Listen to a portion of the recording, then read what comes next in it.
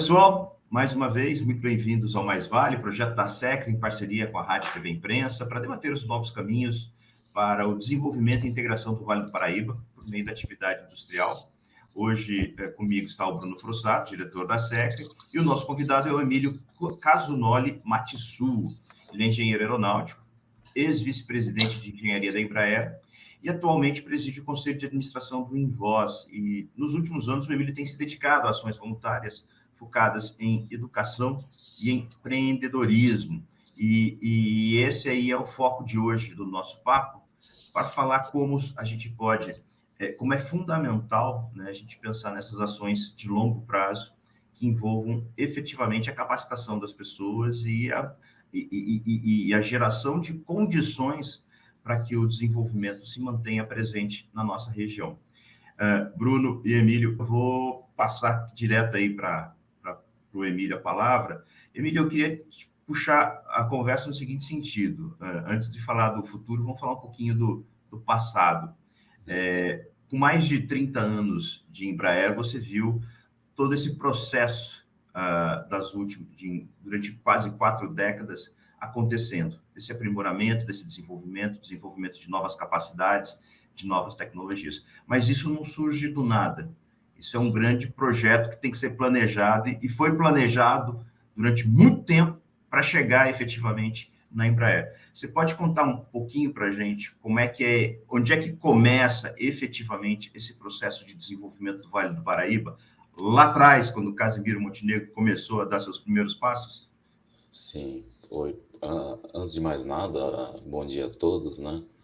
E muito obrigado pela oportunidade de participar desse debate importantíssimo para a região, para o país, né? Mas então, voltando à questão do assunto, né? Eu fiquei pensando sobre a história da própria fundação da Embraer, a preparação, né, da base antes da fundação da Embraer, né? Como é que começou isso? Começou com um sonho, não um sonho grande, um sonho enorme, né? Como dizia engenheiro Osiris, né? Sonhar pequeno e sonhar grande dá o mesmo trabalho, então vamos sonhar grande. E eles sonharam enorme, né? E qual foi esse sonho? De desenvolver os nossos produtos, né? Os nossos aviões, né? Desenvolver e produzir dentro do país e usá-lo para desenvolvimento de regiões remotas onde você não tinha na época e muitos até hoje não têm acesso, né, por terra ou por água, né? Por que esse sonho era um sonho quase impossível e enorme? Porque naquela época o país não produzia sequer bicicletas, né? E falar em produzir aviões era uma coisa quase impossível, né? Mas, como disse aí na introdução o Rui, né, alguns visionários, né, como o Marechal, né, no caso o Marechal Casimiro Montenegro Filho, Paulo Vitor, o brigadeiro Paulo Vitor, que foi fundamental, engenheiro Osiris Silva, fundador da própria Embraer, Guido Pessotti, que foi o engenheiro, na época se chamava diretor de engenharia, né, que desenvolveu desde o início o Bandeirante, né? Esses visionários, então, eles criaram, né? Bom, tá bom, é um sonho quase impossível, mas não é impossível. Então, vamos criar um plano estratégico de Estado, né? O que é um plano estratégico de Estado? É aquilo que é um plano com visão de futuro, onde muda o governo, mudam as pessoas, mas aquele plano prossegue, né? Por isso a gente chama de plano de Estado, né? Então, esse plano estratégico de Estado, ele foi construído e foi desdobrado em planejamento, e aí eu vou falar mais ou menos de alguns eventos para vocês terem uma ideia da estruturação né, desse trabalho, né? Então, em 1946, olha só, 1946, né, foi criado o CTA. Na época era CTA, hoje é chamado DCTA, né? Então, em 46 foi fundado o DCTA. Com que propósito? De desenvolver ciência e tecnologia aeronáutica, né? Porém, para desenvolver ciência e tecnologia aeronáutica, era preciso desenvolver o conhecimento. Olha só, né? Nem conhecimento existia no país sobre engenharia aeronáutica. Então foi criado o ITA em 1950, ou seja, 4 anos depois da fundação do CTA, com esse propósito, né? Fundado o ITA, bom, ok, então está criado, né, um caminho, uma trilha, né, para gerar o conhecimento no país. Para vocês terem uma ideia, os professores, o próprio reitor, o primeiro reitor do ITA, veio lá do MIT. Então, é uma coisa assim muito estratégico, pensando em como realmente começar a criar do zero esse conhecimento, né? Ou E seja, aí, naquela época a gente sim, importou gente, a gente trouxe conhecimento trouxe, dos Estados Unidos. Então, esse foi um grande desafio, né? sim, sim, Convencer pessoas a saírem dos Estados Unidos e virem para o Brasil, sim, educar brasileiros para fazerem isso, aviões. Olha o tamanho isso. do problema que foi resolvido pelo Casimiro Montenegro. Imagina uma coisa dessa, né? Então, por exemplo, os livros, né? Todos os livros que eu estudei no ITA, ainda em 73, né? Que eu entrei no ITA em 73, eram livros do MIT, né? E então realmente foi assim um pensamento estratégico muito importante, né? E aí, feito então fundado o ITA, aí tinha que desenvolver agora, bom, eu tenho, né, eu já tenho uma base para criar o conhecimento, então agora eu tenho que desenvolver essa ciência, né, a capacidade científica e a tecnologia. E aí foi criado, então, dentro do CTA, o IPD, Instituto de Pesquisa e Desenvolvimento, com várias divisões, né? Vários institutos, né? Um deles, eu vou falar de alguns deles que foram importantes, né? Um foi o PLA, que era para desenvolvimento aerodinâmico. Então tinha um túnel de vento subsônico com seção bastante grande, eu não lembro se era 2 metros por 2 metros, né? Chegava a 500 quilômetros por hora, né? Esse túnel de vento dava para desenvolver toda a parte de aerodinâmica de uma aeronave. Depois, também foi criado dentro desse programa da fundação em 54, isso, o IPD então foi fundado em 54. Outra divisão era o PMO, né, Pesquisa de Motores, onde depois, então, além de pesquisa para motores aeronáuticos, também desenvolveu todo o motor de combustão de etanol. Então, todo o motor para etanol foi desenvolvido no PMO, né, para vocês terem uma ideia, né? Depois teve uma outra divisão que chamava PMR, que era uma divisão para materiais aeronáuticos. Então, eu lembro que de ter, na época do ITA, né, a gente fazia visita no PMO, no PMR, para ver já estudos sobre extração de titânio, esses materiais nobres usados para a aeronáutica, né?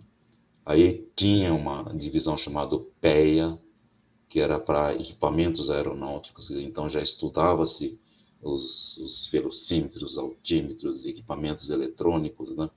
Então, realmente desenvolvendo a competência na ciência, tecnologia e a competência para começar a desenvolver os aviões, né? Criando a base do conhecimento e da competência, né? E aí, com isso, só em 66, olha só, 66, 20 anos depois, começou-se o projeto do Bandeirante no PAR, que era um dos institutos que fazia desenvolvimentos,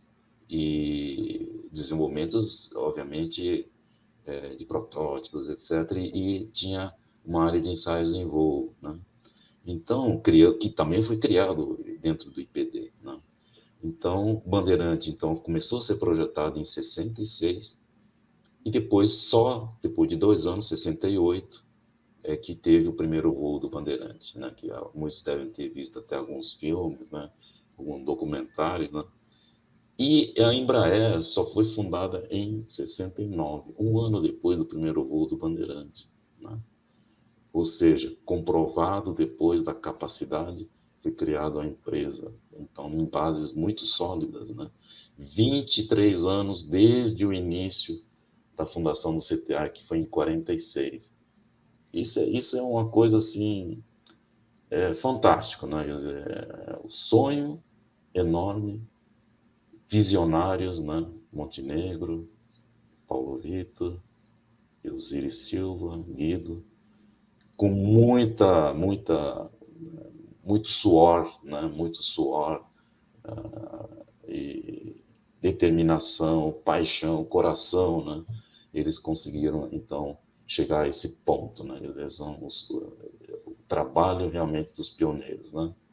É legal você trazer isso para a gente ter uma boa referência sobre o quanto de trabalho e de tempo Sim, que leva um desenvolvimento numa área do conhecimento bastante complexa.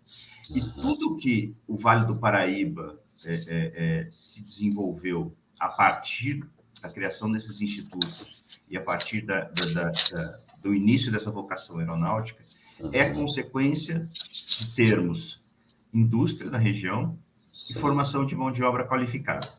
Então, isso, lá atrás, na década de 40, quando esse processo começou, a gente precisou começar pela formação de mão de obra e do desenvolvimento de conhecimento. Então, quando a gente pensa hoje nas dificuldades que a gente está tendo, e uma dessas dificuldades que a gente está tendo é mão de obra qualificada, então a gente está colocando em risco todo esse desenvolvimento que levou 23 anos para chegar na Embraer, e a Embraer já tem aí mais de 50 anos da criação dela. De 69 para cá, a gente está aí com 52 anos. isso. Né? E se a gente focar lá em 46, a gente está falando de quase 80 anos. A gente está falando de 75 anos para isso tudo chegar onde chegou. Portanto, a gente corre o risco de jogar fora 2/3 de século de desenvolvimento e conhecimento se a gente não tomar o cuidado em preservar tudo isso. Agora eu vou jogar a bola. Luiz, só um ponto assim importante, né? Você colocou um ponto muito importante, né? Por quê? Porque realmente esse trabalho, né, dos pioneiros foi um V0, quer dizer, a velocidade inicial adquirida, mas realmente prosseguiu, quer dizer, então para você sair do Bandeirante para chegar num Legacy 500, né, e família, né, na minha opinião, é um dos aviões, ou se não o avião mais moderno do mundo, né? Depois, toda essa tecnologia também utilizada no KC-390 e finalmente na família E2, né? Então, não é um trabalho de 23 anos, realmente é um trabalho de quase 80 anos, né? Por quê? Porque aquilo foi um V0 que foi renovando e atualizando e desenvolvendo, né, segundo a tendência tecnológica, para chegar nesses aviões supermodernos em todas as unidades, né? Em todas as unidades de negócio, tanto comercial quanto executiva quanto defesa, né? Chegar nesse nível de tecnologia e desenvolvimento e ter mais, né? Não só na tecnologia do veículo, né? Embarcada, mas também nos processos de desenvolvimento, no processo produtivo, no processo de relacionamento com o cliente, no processo de manutenção, né? Então, de publicações técnicas, realmente uma evolução enorme em vários processos empresariais, né? E de relacionamento com o cliente. Então, esse trabalho de 80 anos é que a gente tem que preservar e continuar esse desenvolvimento, né? Uhum. Agora, então, eu vou jogar a bola para o Bruno. Bruno, você está na atividade produtiva, você não faz parte, a empresa que você administra não faz parte da cadeia produtiva da Embraer, mas certamente, né, é consequência do ambiente que foi gerado em São José dos Campos, que permitiu outros negócios a se desenvolverem. Então, é bem legal a gente começar a fazer essa conversa, né, para entender a inter-relação entre todos eles e como os problemas que a gente precisa solucionar para preservar esse ambiente e continuar nos desenvolvendo é importante, né? Eu queria até que você comentasse um pouquinho sobre os grandes desafios que a indústria da região tem hoje, né? E fique à vontade para fazer as perguntas para o Emílio. Emílio, antes de mais nada, quero dizer que é um prazer falar contigo, porque ouvindo você falar e falando dos pioneiros, assim, a gente se sente assim pequeno e a gente se sente assim nos ombros gigantes. E isso não é apequenador, mas isso é inspirador, né? Isso mostra que é possível sonhar grande, né? E uma coisa assim que é fantástica quando a gente vê o que você falando é justamente entender esse processo em que é possível a integração e é importante a integração do Estado com a iniciativa privada, né? E que dessa união, né, o resultado ele pode ser muito maior do que simplesmente a soma de 1 mais 1. Esse 1 mais 1 são 3, né? Então isso é uma coisa muito legal. Também uma coisa interessante, né, quando o senhor fala sobre, puxa, tudo isso que foi sendo desenvolvido, né, e acrescentado, né, como o senhor mencionou, esse processo de retenção do conhecimento é um negócio que, obviamente, a gente vê, puxa, quando foi feito esse trabalho todo de desenvolvimento de 23 anos para um projeto muito sólido, e de repente a gente tem um primeiro projeto, Bandeirante, depois a gente vai tendo os desenvolvimentos deles, e cada vez tecnologia sobre tecnologia, e obviamente outras tecnologias incrementais que vão gerando resultado, né, para o país. Né? A Embraer é um case mundial, mas é interessante que dentro da Embraer, ou dentro do projeto Embraer, né, como o senhor até fez menção, a gente teve um primeiro motor a biocombustível brasileiro, né, o etanol, né, para citar um único exemplo. Né, e isso certamente gerou muito negócio, isso gerou muito valor, muito emprego, muito imposto, muita renda, não só para a nossa região, como para o país. Né. Recentemente eu estava lendo algo sobre o Vicente Falcone e o caso fantástico que ele fez ali na Embraer, né, de tornar a Ambev o que ela se tornou. E a primeira coisa que ele fala que ele atacou foi no turnover, né, porque eles tinham, como saíam muitas pessoas, o conhecimento não ficava retido. Né. Isso posto, eu queria perguntar para o senhor, assim, puxa, o que a gente pode fazer, não só para a gente desenvolver cérebros aqui, como para a gente reter cérebros. E eu vou um pouco além. Antigamente, a gente vê, o senhor mencionou o ITA como uma instituição fundamental nesse processo estratégico. Sim. Hoje a gente vê, diferentemente do que aconteceu com o senhor e tantos outros, né, que ficaram aqui na região, né, desenvolvendo a indústria, e particularmente em Embraer, hoje a gente vê os engenheiros muito migrando para setores como bancos ou para fora do país. Como a gente pode fazer para a gente inverter essa lógica e para a gente poder reter mais essas pessoas, para que a gente possa continuar esse processo de desenvolvimento, seja no que diz respeito à indústria aeronáutica, seja com respeito à indústria como um todo? Sim. Bom, primeiro, Frossar, não precisa me chamar de senhor, né? Você mesmo, tá bom? Então, falando um pouquinho de como, primeiro acho que a gente podia falar um pouco de como reter o conhecimento, né? Isso é muito importante, esse ponto, né, que você falou. Poxa, a gente perde pessoas, porque o negócio, infelizmente, ele é cíclico, né? Então, tem um estudo que fala, bom, a cada 5 anos, talvez um pouco mais, dependendo até menos, em torno de 5 anos, vem uma crise.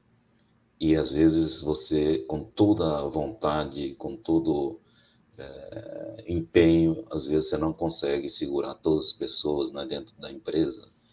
E dentro da empresa você não consegue segurar as pessoas, né? Então, um dos pontos, primeiro e depois eu vou falar sobre, né,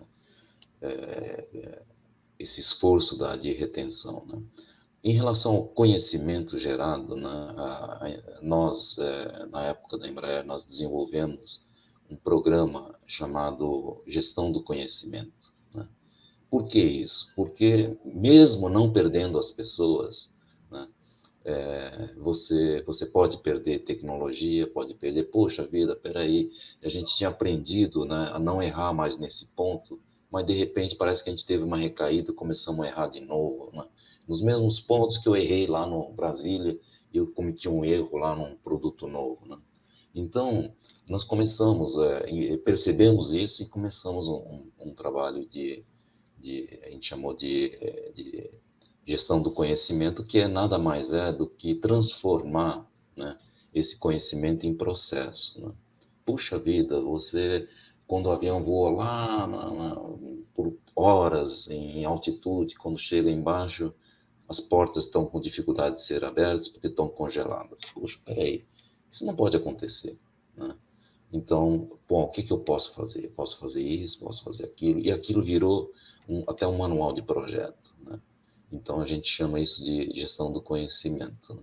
E todas as coisas que a gente ia aprendendo transformava em manual de projeto ou em lições aprendidas, e cada programa que a gente desenvolve tem um checklist de desenvolvimento, né? Que fala, escuta, nas revisões de projeto, escuta, as lições aprendidas foram aplicadas, os manuais foram seguidos, quer dizer, então cada responsável, né, de uma determinada tecnologia, ele tem que responder e dizer, olha, eu usei, tá assim, tal, tá aplicado, etc, né? Mas uma realidade, sim, é verdade, isso acontece, né?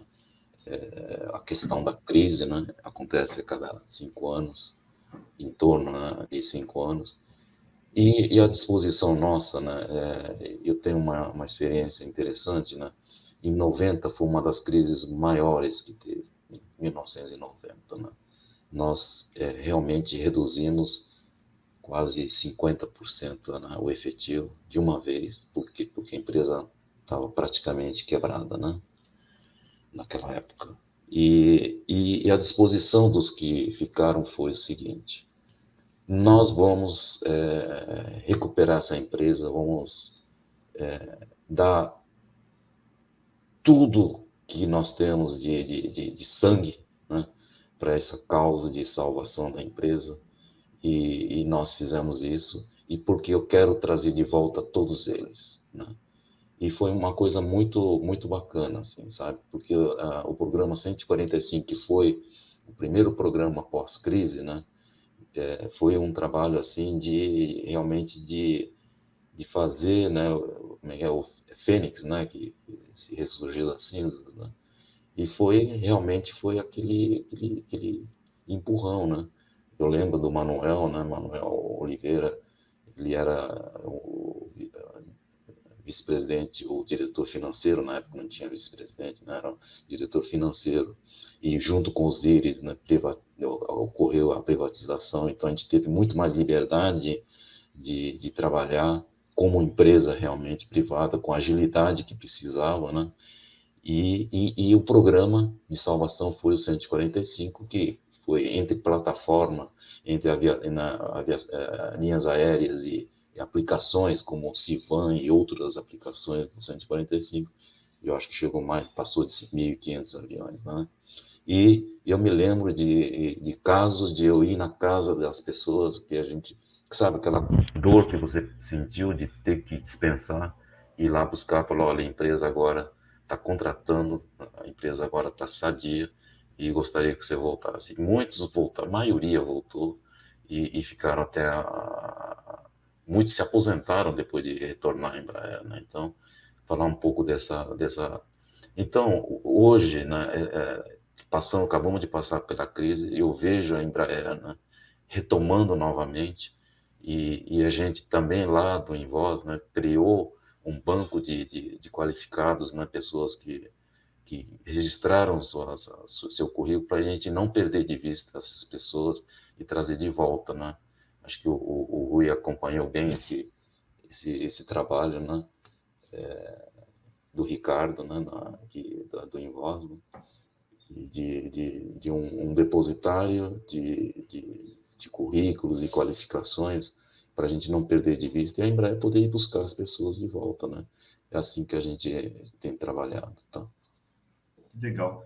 Emílio, você traz para a gente um entendimento muito claro que, lógico, não é obrigação de ninguém ficar pensando sobre isso, né? Sim, De que os processos são feitos por pessoas que precisam estar qualificadas e engajadas sim, e tudo leva tempo, né? sim. Dependendo da área de atuação, leva-se mais tempo do que em outras, mas Aham, também é uma questão de tempo. Então, a gente está falando de formação de pessoas, o sim, aprimoramento do conhecimento e sim, tempo de aplicação para chegar no resultado, né? sim, E é bom falar nessas variáveis, principalmente para você que é um engenheiro, porque fica inclusive fácil de entender, né?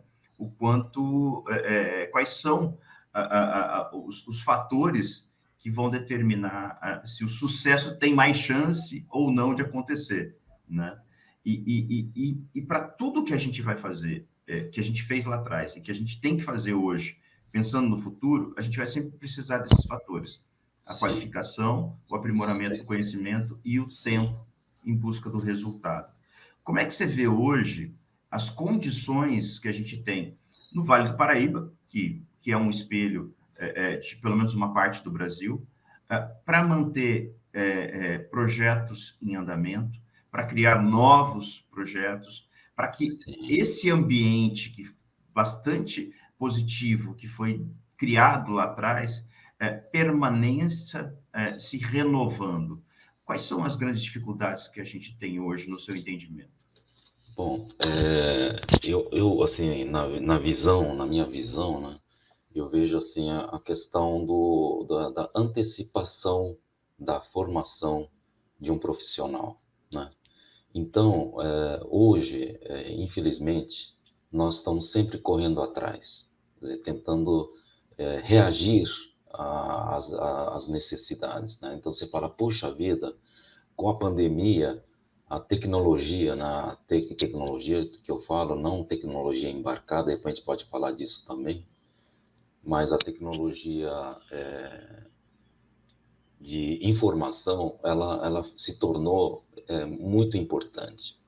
E aí o que que acontece? Empresas, né, precisam de pessoas qualificadas e você não acha, quer dizer, tá um desemprego enorme, né?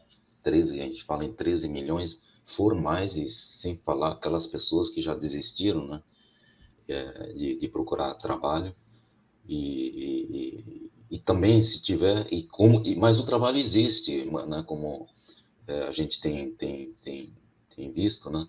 O trabalho existe, mas pessoas qualificadas não existem, né? Então, voltando à sua pergunta, né? Eu acho que o país e também muitas empresas, eles não têm a capacidade de se antecipar, ler o ambiente, né? O ambiente tecnológico, o ambiente de tendência tecnológica, né? E se antecipar. Então, quando houve essa demanda por profissionais da tecnologia da informação, se a gente tivesse se antecipado, puxa vida, podia ter criado milhares, milhares, milhares, talvez milhões de empregos, né? E de pessoas que poderiam ser empregadas, né? Então, é preciso, né, eu diria até a nível de país, né, a gente ter essa inteligência tecnológica de tal maneira a você ser preventivo, dizer, puxa vida, a tendência, o mundo está caminhando para essa direção. O mundo está falando em usar combustível, né, o hidrogênio. Puxa vida, então eu preciso me preparar para isso. Aí, poxa, a tecnologia da informação vai bombar porque uma coisa mudou totalmente o modo de trabalhar. Então, essa leitura da tendência tecnológica, né, de mercado, inclusive, e se antecipar na formação, eu acho que é fundamental. E aí entra, né, a questão de você enxergar essa tendência e ter parcerias, né? Então, eu vejo, assim, né, várias entidades que poderiam ter, né, ajudar nessa tarefa, e já ajudam, né?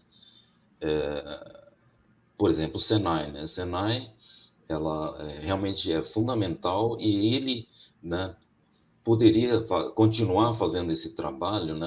Recentemente foi criado, lembra, né, através de um trabalho conjunto, Senai em Voz, né, foi criado o curso de usinagem especial, né, quer dizer, a usinagem realmente quase aeronáutica, né? Então, mas que é empregado em qualquer indústria, né? Então, esse tipo de coisa que eu estou falando, assim, fazer aí parcerias com o setor público para apoiar apoiar, inclusive, na leitura da tendência e ajudar na antecipação dessa formação. Tá? Essa não leitura de tendência que você está dizendo coloca a gente aí numas enrascadas gigantes, né? A gente está bem num momento em que as empresas de tecnologia, empresas digitais, as startups, estão avançando muito. O Brasil está recebendo muito investimento para que essas empresas de base tecnológica, fundamentalmente, que demandam conhecimento, porque para você fazer uma startup, você precisa ter gente criativa e capacitada e um computador. Então, você precisa de gente, muita gente qualificada. Então, conforme o dinheiro entra, você esbarra no primeiro gargalo, que é de quantidade de mão de obra qualificada para assumir os postos de desenvolvimento dos softwares nas startups. E eu estava conversando com o CEO, né, que é o presidente do Distrito, que é um ecossistema de startups, e ele trouxe um seguinte número que é assustador só no segmento de TI. Ele falou que existem hoje no Brasil, ou hoje, nos próximos anos, mas é que a gente já precisa dessa demanda, essa demanda já está contratada, 420 mil trabalhadores capacitados em programação. Aí eu fui olhar os dados da formação dessa mão de obra nos institutos, nas universidades brasileiras, basicamente engenheiros de computação, analistas de desenvolvimento de sistemas, funções, cursos como esses. A gente forma 42 mil. Quer dizer, a gente tem uma demanda hoje de 420 mil profissionais. E se a gente mantiver o ritmo de formação desses profissionais, a gente vai levar 10 anos para formar os 420 mil que a gente precisa hoje. Isso significa o quê? Que não vai adiantar formar esses 420 mil em 10 anos. Esses empregos estarão perdidos. A gente vai perder o timing. E isso é muito sério, porque tem oportunidade, tem capital para investir nisso e a gente não entrega mão de obra. E isso, efetivamente, é um ponto em que o setor privado, percebendo o que ele vai demandar no futuro, ele tem que se articular e falar com os outros setores que envolvem a formação, inclusive a esfera pública, porque uma boa parte da educação está na mão da esfera pública, e a iniciativa privada também na preparação desses cursos. Ou seja, a gente não está falando nada com ninguém, a gente não está conversando. Talvez esse seja o grande problema, né, Emílio? Sim, sim. Então, um ponto muito importante, viu, Rui, que você colocou, porque o desafio é tão gigantesco que tem que ser uma parceria entre o poder público e iniciativa privada. Não tem como você superar um desafio desse tamanho só trabalhando isoladamente, como você disse, sem nem mesmo conversar. Né? Sem querer te interromper, lembrando que para chegar na Embraer, desde o início do processo, foi o poder público induzindo o desenvolvimento, né? Então, foi uma decisão de Estado, através de políticas públicas e investimento em instituições públicas, que permitiu você chegar até a Embraer. A Embraer só se tornou uma empresa privada na década de 90. Portanto, aí, se o negócio começou em 46, olha quanto tempo levou para essa transição, né? Me permite só fazer um complemento. Acho que assim, a gente vê essa parceria no começo, que levou a Embraer ao ponto que ela está. Mas recentemente, nesse ano, a gente viu uma coisa que é surpreendente nessa história de 50 anos, né? Que foi a primeira vez que o Estado, o governo brasileiro, através da FAB, rompeu unilateralmente um contrato, né? O caso específico do KC, que tinha sido encomendado, contratado os 28 aviões, foi reduzido unilateralmente para 15, né?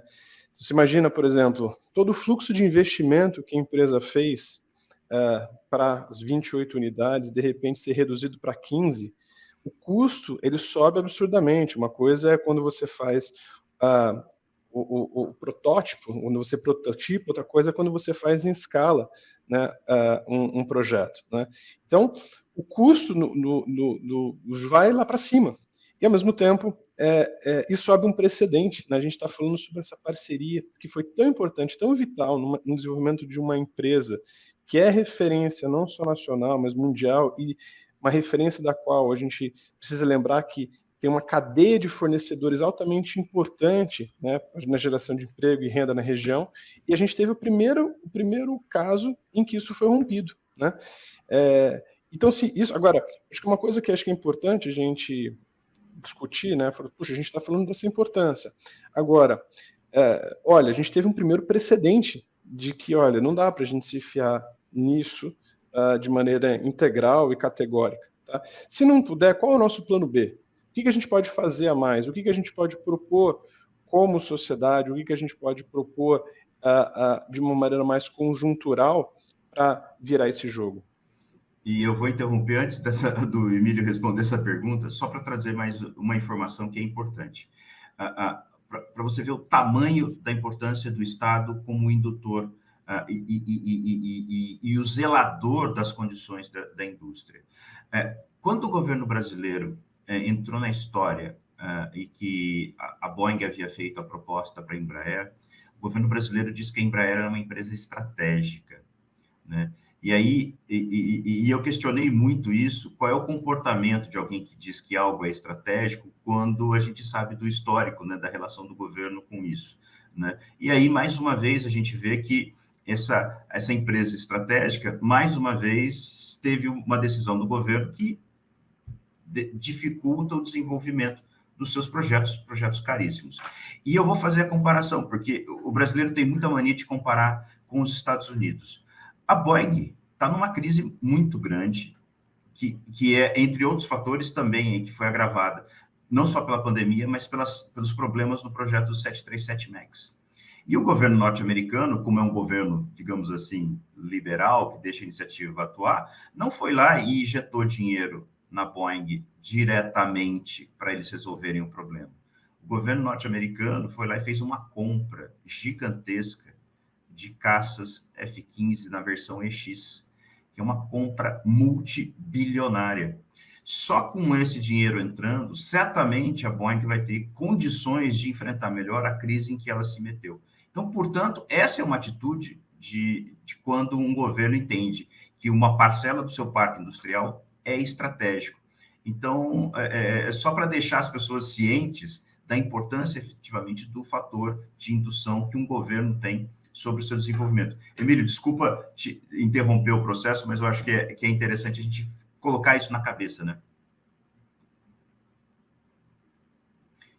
Emílio, você está no mudo, você tem que liberar seu microfone. Opa, desculpe. Então, mas eu quero só complementar a questão do desenvolvimento de TI, né? A Embraer criou um programa, depois eu falo sobre essa questão aí do contrato, etc., e seu comentário também. Mas a Embraer, quando decidiu desenvolver software embarcado do fly-by-wire, no caso, né, comando de voo digital, ele criou, né, primeiro criou para a formação de profissionais o programa de especialização em engenharia aeronáutica, chama PEE, e que já fez 20 anos, né?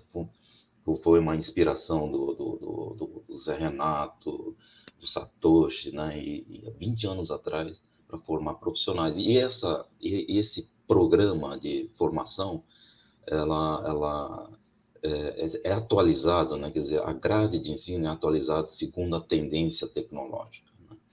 Então, por exemplo, foi incluída a parte de desenvolvimento de software embarcado, né, Fly-by-Wire, que segue processos muito rigorosos e complicados, complexos, né? Por quê? Porque um software embarcado não precisa ser de comando de voo, qualquer software, são dezenas e dezenas, né? Quase centenas de softwares embarcados, né?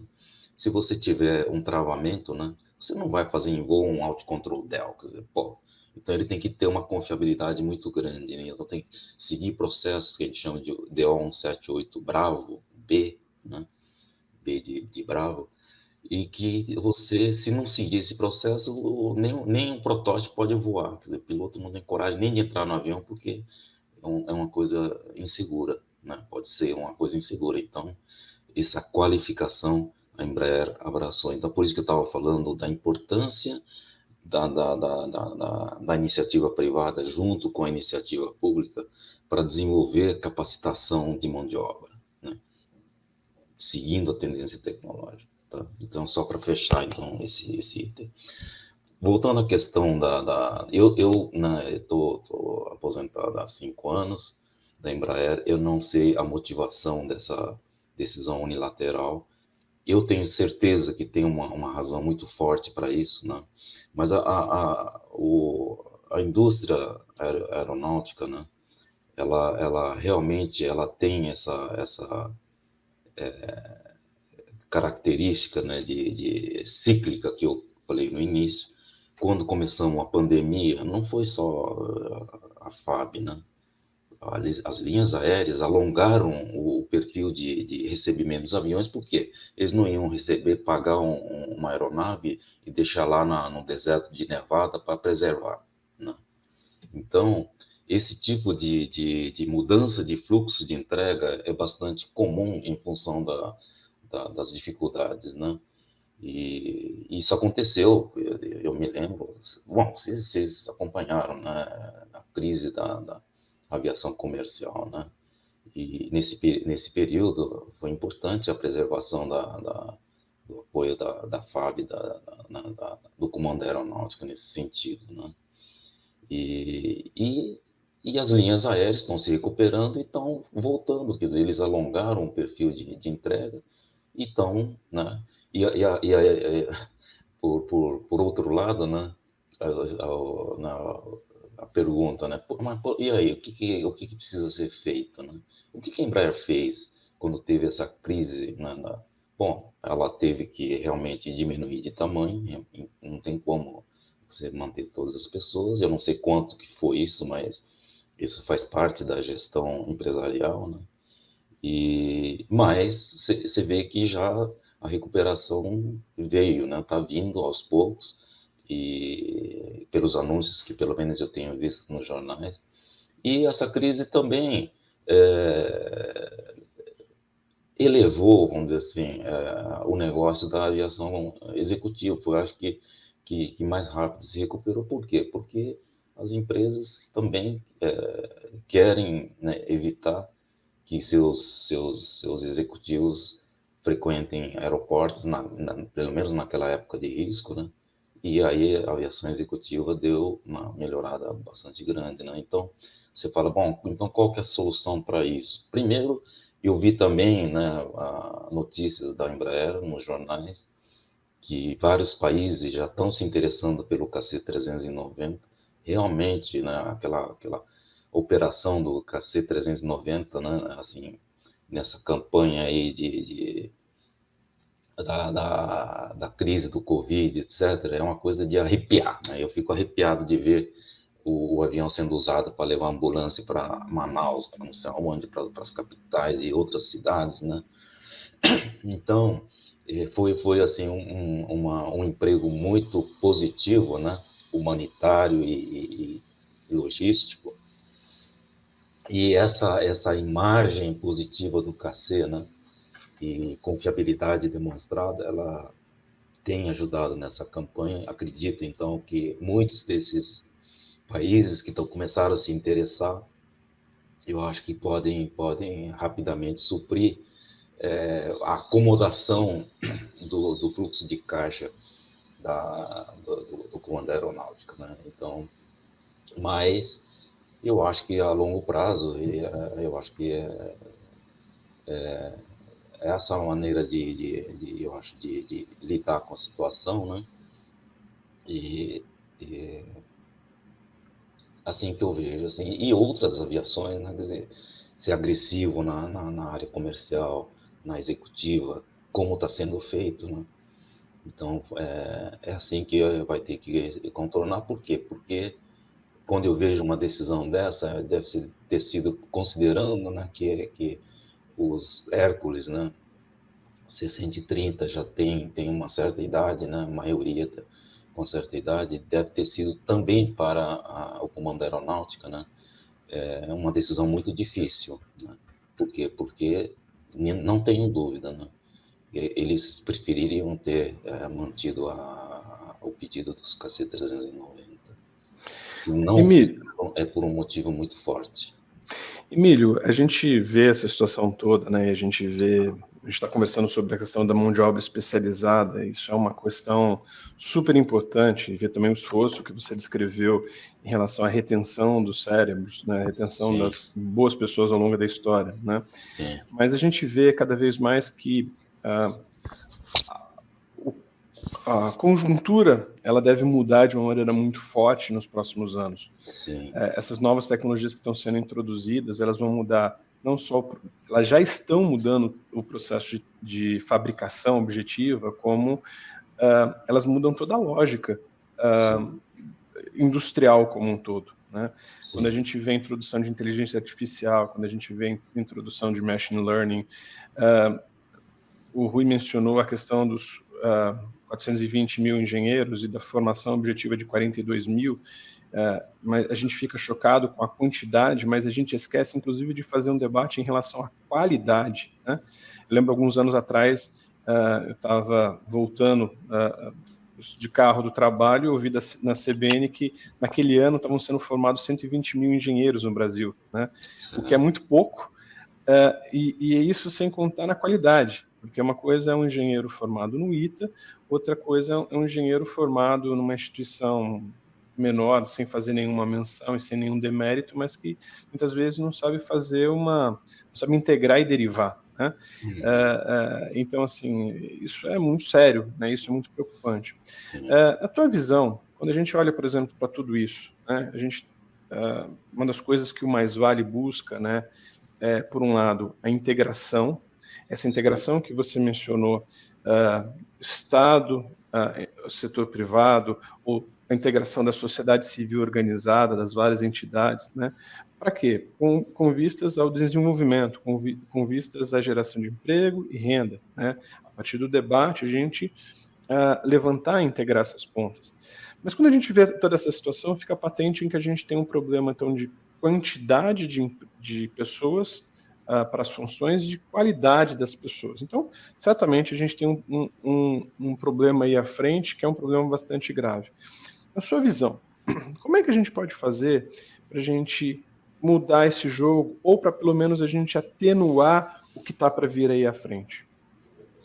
Bom, eu vejo assim, eu vou falar pela minha experiência, né? Experiência de 38 anos e meio, né? na Embraer. Eu acho que, claro, tem que ter essa melhoria, mas não é melhoria na educação só né, na formação do engenheiro. Na verdade, eu acho que o poder público ela deve resgatar, né? Eu, por exemplo, e muitas pessoas da minha idade e até mais jovens, né, fizeram só escolas públicas, desde do fundamental, só que antigamente a gente chamava de curso primário, depois ginásio, depois colégio, né? E eu fiz todo o meu curso, o primário eu fiz no sítio, na comunidade lá do sítio. Depois eu fui para a cidade fazer o quarto ano do primário. Aí depois veio o ginásio, fiz já na cidade de Arapongas, até o segundo colegial. Né? Então, e onde os professores eram, assim, pessoas que amavam o que faziam, sabe? Eles eram professores, assim, de sangue, assim, sabe? E que motivavam, faziam a gente sonhar, né? Então, claro, existe, né, e precisa realmente você voltar a resgatar essa qualidade do ensino público, né? E, e depois aí, então, vamos falar um pouco da formação de engenheiro, né? A Embraer, né, na escassez, não sei se vocês sabem, mas a Embraer chegou a ter 700 engenheiros, né? Entre toda a área de ensaios em voo, mais desenvolvimento de produtos, incluindo engenharia de produção, engenharia de manufatura, né?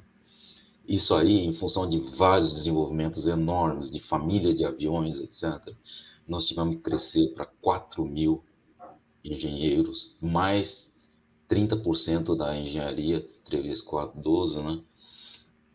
Mais 1.200, 1.500 engenheiros de manufatura. Poxa vida, aí você fala, realmente é uma escassez violenta. Como é que a gente resolveu isso, né? Foi um crescimento por 10 anos de 320, em média, teve ano que a gente teve que crescer 350 engenheiros no quadro de desenvolvimento, mas a média por 10 anos foi da ordem de 320 engenheiros, né? Então, como é que a gente fez, né? Aí entrou a iniciativa privada, né? Então, nós criamos esse PE que a gente falou, que foi criado para isso, né? Inicialmente.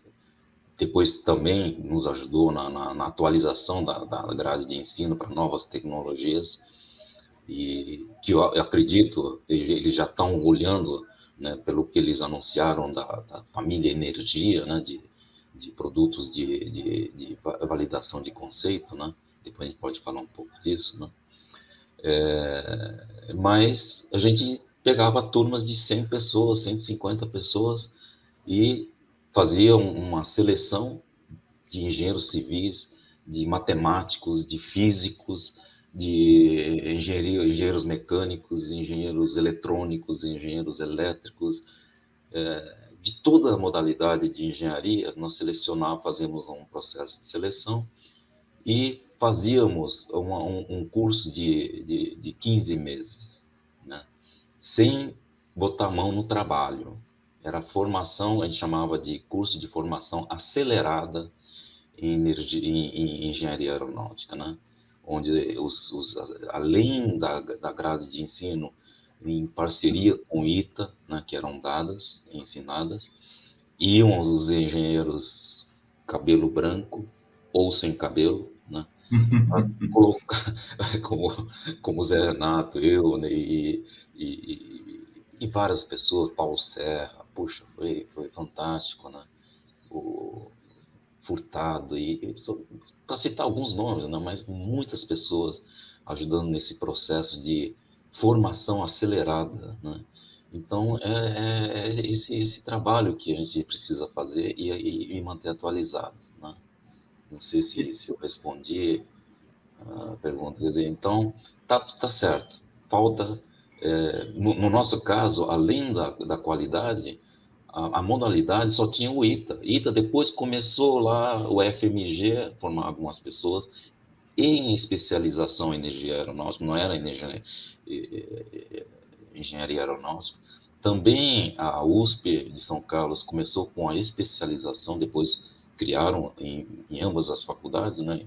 Criaram a engenharia aeronáutica propriamente dita, mas a gente teve que crescer 320 engenheiros por ano e achamos um caminho, né? Então, e aí depois o ITA também, né? Aumentou o número de formação de engenheiros. E aí, muitos vão para outras áreas, vão para o banco, vão para não sei aonde, vão para outras indústrias. Ótimo.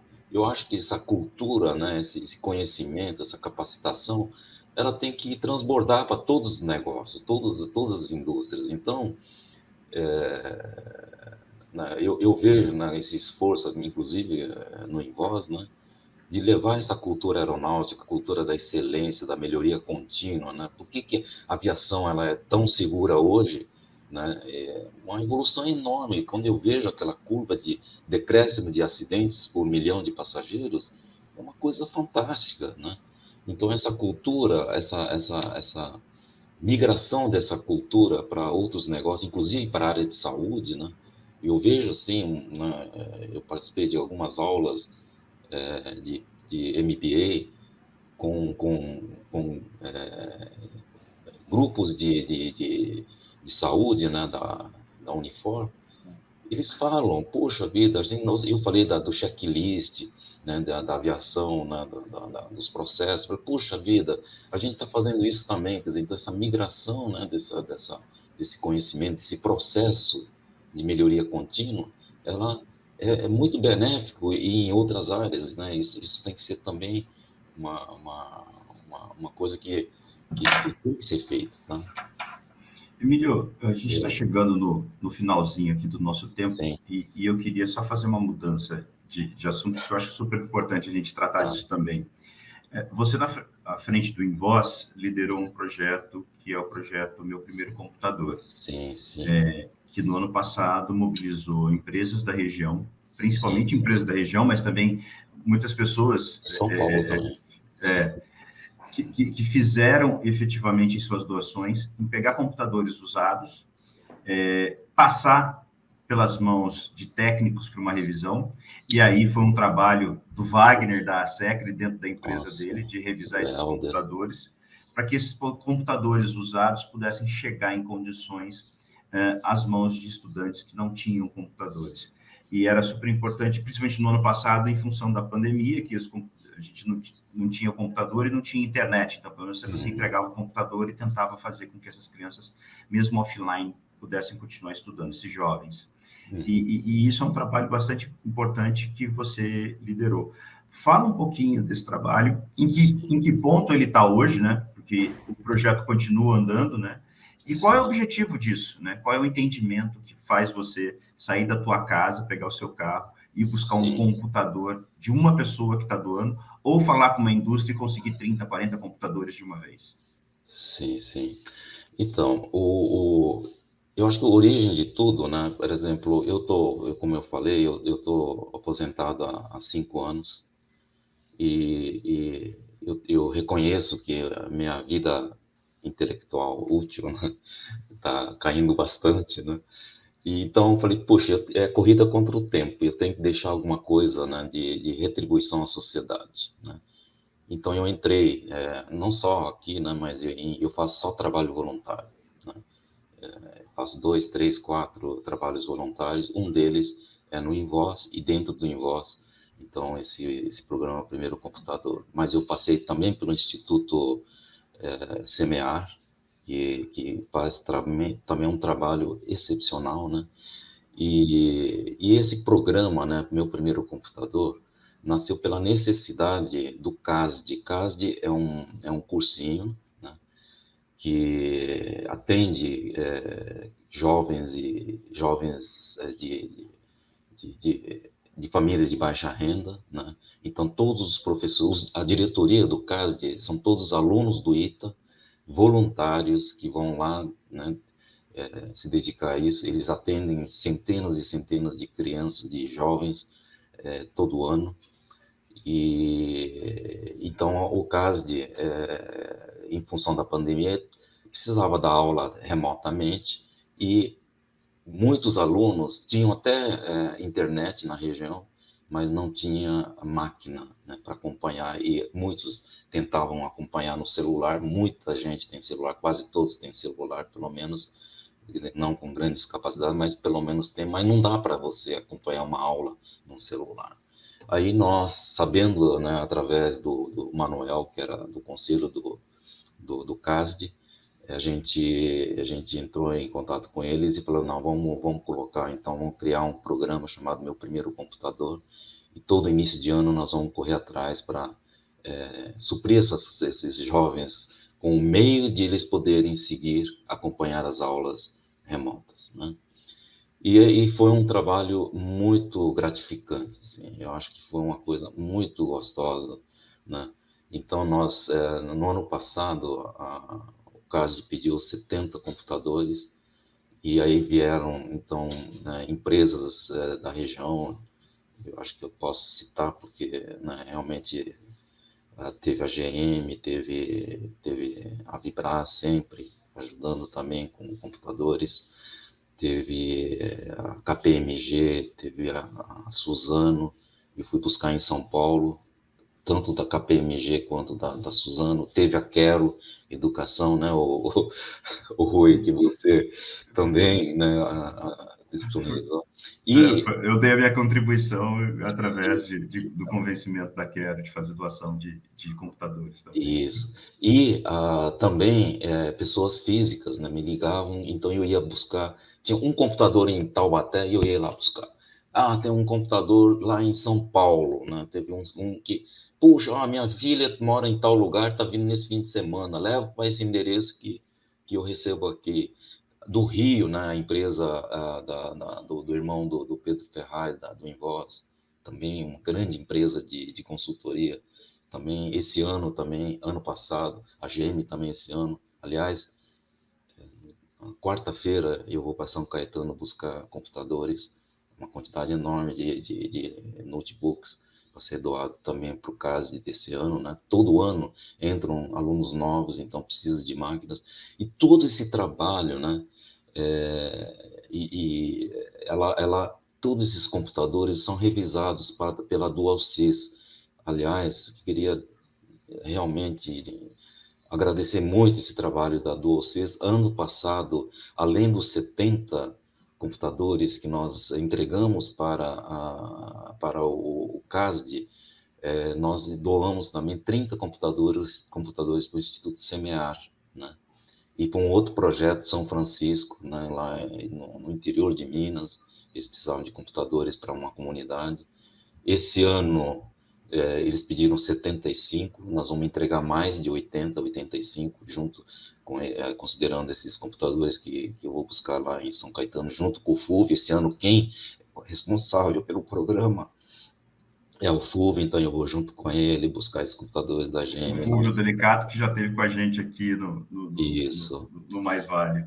E, de novo, nós vamos, então, nós estamos contando com a DualSys, né? Agradecer o Wagner, o Helder, né? Que sempre nos apoiou nessas revisões. Então, olha, é um trabalho fantástico, né? De muitas mãos. Isso. E também, desse ano, provavelmente, nós vamos poder ajudar também o Instituto Semear de novo, com computadores, né? Para os alunos, os bolsistas do Semear, né? Então, é um programa, assim, muito, muito, que dá muita satisfação, né? A gente ajudar as pessoas, né? Terem essa oportunidade de continuarem os estudos, né?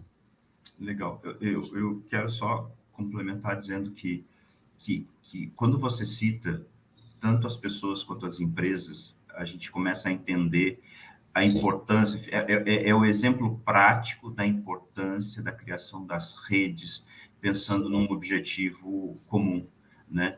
Nenhuma dessas empresas efetivamente está ganhando financeiramente nada com isso, Nada, mas eles nada. estão fazendo um trabalho fantástico, que é gerar oportunidade para pelo menos uma centena de estudantes por ano ter uma condição um pouco melhor para estudo. E o resultado disso, se esses estudantes conseguirem estudar melhor e se formarem, é essa sementinha que a gente está plantando para o futuro. A gente tem mais gente capacitada, gente formada, gente empregada, gente que está pensando nos outros também, porque isso ensina, né? Sim, sim. Essa colaboração que uma pessoa recebe, ela certamente retribui. Como você retribui, Emílio?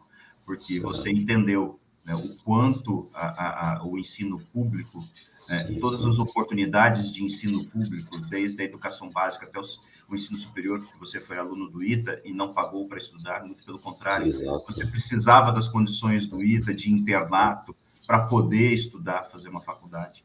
E você retribui, né? Retribui com os empregos que você gerou nos projetos que liderou, né?